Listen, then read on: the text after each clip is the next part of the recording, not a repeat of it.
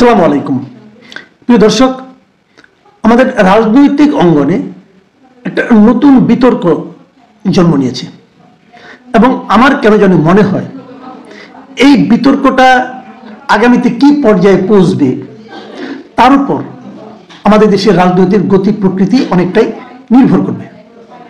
এর শুরুটা হয়েছে বিএনপির মহাসচিব মিস্টার মির্জা ফখরুল ইসলাম আলমগীরের দুটো কথার উপর ভিত্তি করে। উনি বিবিসিকে একটা ইন্টারভিউ দিয়েছেন।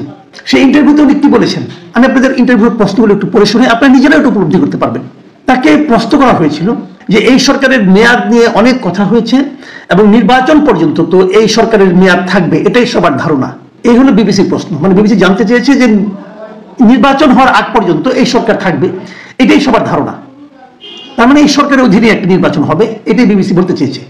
এর উত্তরে মির্জা ফখরুল যে কথাটা বলেছেন, কথাটা খুবই সিগনিফিকেন্ট। তিনি বলেছেন এই যদি সরকার পূর্ণ নিরপেক্ষতা পালন করে তাহলেই তারা নির্বাচন কন্ডাক্ট করা পর্যন্ত থাকবে, তা না হলে তো নিরপেক্ষ সরকারের প্রয়োজন হবে। কথাটা খেয়াল করেন। তার মানে উনি বলতে চাচ্ছেন যদি এই সরকার পূর্ণ নিরপেক্ষতা পালন করতে না পারে তাহলে নির্বাচন কন্ডাক্ট করা পর্যন্ত এই সরকার থাকতে পারবে না। মানে তখন নির্বাচন করার জন্য নতুন একটা সরকারের দরকার পড়বে। তাহলে এখন প্রশ্ন হচ্ছে যে কেন এই সরকার পূর্ণ নিরপেক্ষতা পালন করতে পারবে না, এ কথাটা তার কেন মনে হলো? হ্যাঁ, উনি সেটারও অন্য একটা প্রশ্নের জবাবে উনি এই কথাটা কিন্তু বলেছেন। তিনি বলেছেন নিরপেক্ষতার প্রশ্ন আসতে পারে, কেননা এখানে আমরা জিনিসটা লক্ষ্য করছি যে ছাত্ররা একটা রাজনৈতিক দল তৈরি করার কথা চিন্তা করছেন। সেখানে যদি ছাত্রদের প্রতিনিধি এই সরকারে থাকে তাহলে তো নিরপেক্ষ থাকতে পারবে না, ওইটা হচ্ছে সম্ভাব্য কথা। কিন্তু যদি তারা মনে করে যে সরকারের থেকেই তারা নির্বাচন করবে তাহলে তো রাজনৈতিক দলগুলো মেনে নেবে না। কথাটা কিন্তু একদম পরিষ্কার। মির্জা ফখরুল যে কথাটা বলতে চেয়েছেন সেটা হলো যদি ছাত্ররা একটা রাজনৈতিক দল করে এবং একই সঙ্গে যদি ছাত্ররা সরকারেরও পার্ট হয়, অলরেডি তো আছে 3 জন তো ছাত্র প্রতিনিধি সরকারের অংশ, তাই যদি হয় তাহলে তো সেটা নিরপেক্ষ থাকলো না। আপনারা মাথায় রাখুন তত্ত্বাবধায়ক সরকারের মূল কনসেপ্টটা কি। তত্ত্বাবধায়ক সরকারের মূল কনসেপ্ট হলো যে নির্বাচন অনুষ্ঠিত হবে এমন একটা সরকারের অধীনে, মানে নির্বাচনের সময় এমন একটা সরকার দায়িত্ব পালন করবেন যারা প্রত্যক্ষ অথবা পরোক্ষভাবে এই নির্বাচনের অংশ হবেন না। তাদের কোনো প্রার্থী নির্বাচনে থাকবে না অথবা কোনো প্রার্থীর পক্ষে তারা কোনো ধরনের ভূমিকা পালন করবেন না। এই হলো তত্ত্বাবধায়ক সরকারের মূল কনসেপ্ট। এখন যদি এই সরকারে যারা আছেন, যেমন যে 3 জন ছাত্র প্রতিনিধি আছেন, তাদের মধ্যে কেউ একজনকে দেখলাম উনি বলেছেন যে উনি আর বৈষম্যবিরোধী ছাত্র আন্দোলনের সঙ্গে নেই, বলেছেন উনি। কিন্তু ওনার আচার আচরণ তা প্রমাণ করছে না। ওনাদের আচার আচরণে মনে হচ্ছে যে বৈষম্যবিরোধী ছাত্র আন্দোলন বলেন, জাতীয় নাগরিক কমিটি বলেন, এদের কর্মকাণ্ডের সঙ্গে তারা সরাসরি জড়িত। তারা ফেসবুকে সোশ্যাল মিডিয়ার মাধ্যমে তারা কিন্তু এদের পক্ষে কথা বলছেন। এবং তারও যে বড় কথা, তাদের যে এলাকা আছে বাংলাদেশে বিভিন্ন এলাকায়, যারা যেখানে এলাকায় থাকেন, যার যেখানে বাড়ি, সেখানে যদি আপনারা ওখানকার লোকজনকে জিজ্ঞাসা করেন আপনি জানতে পারবেন সে এলাকায় কিন্তু তাদের নির্বাচনে অংশ নেওয়ার জন্য এক ধরনের প্রস্তুতি ওখানকার মানুষ দেখতে পাচ্ছে। তাহলে তারা কিভাবে নিরপেক্ষ থাকবেন? তাহলে এই সরকারের উপর নির্বাচনের দায়িত্বটা কিভাবে দেওয়া হবে?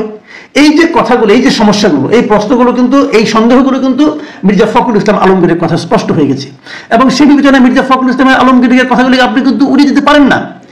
এর বিপরীতে আজকে এই 3 জন ছাত্র প্রতিনিধির উপদেষ্টা যারা আছেন তাদের একজন মিস্টার নাহিদ ইসলাম, তিনি একটা মন্তব্য করেছেন এবং এটা উনি বড় একটা স্ট্যাটাস ওনার ফেসবুকে উনি দিয়েছেন। এবং এটা উনি যে কথাটা বলেছেন উনি একটা মারাত্মক অভিযোগ করেছেন বিএনপির ব্যাপারে। উনি বলার চেষ্টা করেছেন যে বিএনপি মহাসচিবের নিরপেক্ষ সরকারের দাবি আরেকটি 1-11 গঠনের ইঙ্গিত। মানে বিএনপি মহাসচিবকে নিরপেক্ষ সরকারের কথা বলছেন, এটা নাকি আরো একটা 1-11 গঠনের ইঙ্গিত, এটা নাহিদ ইসলাম অভিযোগ করেছেন। আমি নাহিদ ইসলামের কথাগুলো আপনাদেরকে পড়ে শোনাতে চাই এবং একটু ব্যাখ্যাও করতে চাই। নাহিদ ইসলাম লিখেছেন যে আমরা চেয়েছিলাম ফ্যাসিবাদ বিরোধী রাজনৈতিক দলগুলো ও নাগরিক সমাজের সমন্বয়ে একটা জাতীয় সরকার হলে ছাত্রদের হয়তো সরকারে আসার প্রয়োজন হতো না। জাতীয় সরকার অনেকদিন স্থায়ী হবে এই বিবেচনায় বিএনপি জাতীয় সরকারে রাজি হয়নি। কিন্তু অভ্যুত্থানের পরে দেশে জাতীয় সরকারের প্রয়োজনীয়তা সবচেয়ে বেশি ছিল, অথচ বিএনপি জাতীয় সরকারের কথা বলছে সামনের নির্বাচনের পরে। বুঝুন, মানে উনি বলতে চাচ্ছেন যে অভ্যুত্থানের পরে অগাস্ট মাসে একটা জাতীয় সরকার দরকার ছিল এবং তার প্রস্তাব তারা দিয়েছিল, মানে ছাত্ররা দিয়েছিল, বিএনপি রাজি হয়নি এবং বিএনপি বলছে আমরা বরং নির্বাচনের পরেই হবো। যদি এটা বিএনপি করে থাকে, বিএনপি বন্ধুরা কি করেছে? যদি একটা জাতীয় সরকার হতো, সেই সরকারটা কি নির্বাচিত সরকার হতো? হতো না। তো বিএনপি যদি নির্বাচিত সরকারের পর, নির্বাচনের পর জাতীয় সরকার গঠন করতে চায়, ওদের সমস্যাটা কোথায় আমি কিন্তু বুঝি না। কিন্তু নাহিদ ইসলাম এখানে একটা সমস্যা দেখছেন, যে কারণে নাহিদ ইসলাম পরে আবার কি বলেছেন শুনুন, আরো ওনার কথা শুনুন। তিনি বলেছেন ছাত্ররাই এই সরকার এবং বিদ্যমান বাস্তবতার একমাত্র ফ্যাক্টর, একমাত্র ফ্যাক্টর যেটা ১/১১ সরকার থেকে বর্তমান সরকারকে সম্পূর্ণভাবে আলাদা করে। মানে ক্যারেক্টারের দিক দিয়ে এই সরকারটা যে ১/১১ সরকারের মতো নয়, সেক্ষেত্রে পার্থক্যটা একমাত্র তৈরি করেছে এই ছাত্ররা, ওনার দাবি। বিএনপি কয়েকদিন আগে -2 আলোচনা করলেও এখন ক্ষমতায় যাওয়ার পথ সুগম করার জন্য নিরপেক্ষ সরকারের নামে আরেকটি ১/১১ সরকারের প্রস্তাবনা করছে। এ ধরনের পরিকল্পনা গণতন্ত্র জাতীয় স্বার্থের বিরুদ্ধে যাবে এবং ছাত্র জনতা কোনোভাবে এটাকে মেনে নেবে না। আমি মনে করি এটা বিএনপির বিরুদ্ধেও যাবে। উনি যেটা বলছেন, উনি কিন্তু বিএনপির বিরুদ্ধে একটা বড় অভিযোগ উত্থাপন করেছেন।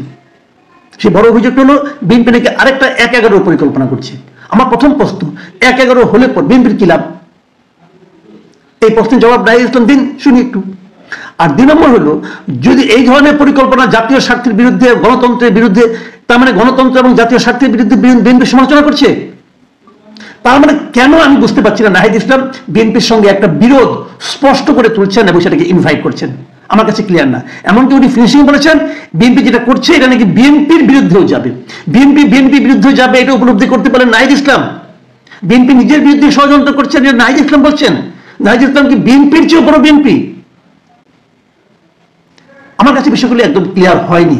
আমি জানি না আপনাদের কাছে ক্লিয়ার হলো কিনা। তবে এটা তারা যে দলবদ্ধভাবে চিন্তা ভাবনা করে বিএনপির বিরুদ্ধে নেমেছেন সরাসরি, তার আরেকটা প্রমাণ আমি পেলাম, যেটা হলো আসিফ মাহমুদ, আরেকজন উপদেষ্টা, ছাত্র উপদেষ্টা, তিনি একটা কথা বলেছেন। উনি ওই নাহিদ ইসলামের স্ট্যাটাসের প্রেক্ষিতে উনি লিখেছেন যে সরকারের থেকে রাজনৈতিক দলের সাথে কোনো প্রকার সংশ্লিষ্টতার বিরুদ্ধে আমরাও, মানে উনি বলতে চাচ্ছেন যারা সরকার আছে তারা কোনো রাজনীতি করছেন না।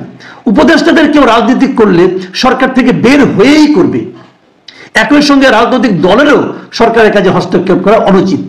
বিভিন্ন সরকারি ও সাংবিধানিক গুরুত্বপূর্ণ পদে নিয়োগে তদবির বা চাপ প্রয়োগ করা অনুচিত। শেষের ব্যাপারটার সঙ্গে আমি একমত যে কোনো পলিটিক্যাল পার্টি সরকারের সঙ্গে চাপ প্রয়োগ করা, সরকারের তদবির বাণিজ্যের মধ্যে লিপ্ত হয়ে যেটা অনুচিত। যদি হয়ে থাকে আপনারা অ্যাকশন নেন। আপনার সরকার বেশি কি করতেছেন? অ্যাকশন নেন। কিন্তু এর আগে যে কথাটা বলেছেন সেই কথার মধ্যে আমি কিন্তু একটু সন্দেহ পাচ্ছি। সেটা কি, যে উপদেষ্টাদের কেউ রাজনীতি করলে সরকার থেকে বের হয়েই করবে। তার মানে উনি যদি রাজনীতি করেন তাহলে সরকার থেকে বের হয়ে করবেন, মানে উনি যদি নির্বাচন করেন তাহলে সরকার থেকে বের হয়ে করবেন। উনি যদি নির্বাচনে যাওয়ার আগেই সরকারের থেকে ইলেকশনে, নির্বাচনের সমস্ত কিছু ঠিকঠাক করে একদম নির্বাচনের আগ মুহূর্তে পদত্যাগ করে মনোনয়ন পত্র দাখিল করেন, সেটাকে আমরা কি বলবো? এরকম উন্নত আমরা দেখছি, ওনারও দেখছি। ওনার বাড়ি কুমিল্লা মুরাদনগরে অনেক খবরই তো পাই। উনি ওনার এলাকায় উনি নিয়মিত যে কি করছেন সেটা আমরা খবর পাচ্ছি। কাজেই ওইটা কোনো কথা না যে আপনি এখন মাঠ ঠিকঠাক করলেন ক্ষমতায় থেকে, শেষ মুহূর্তে যে ক্ষমতা ত্যাগ করে আপনি নির্বাচন করলেন, ভাই এটাও ঠিক হবে না।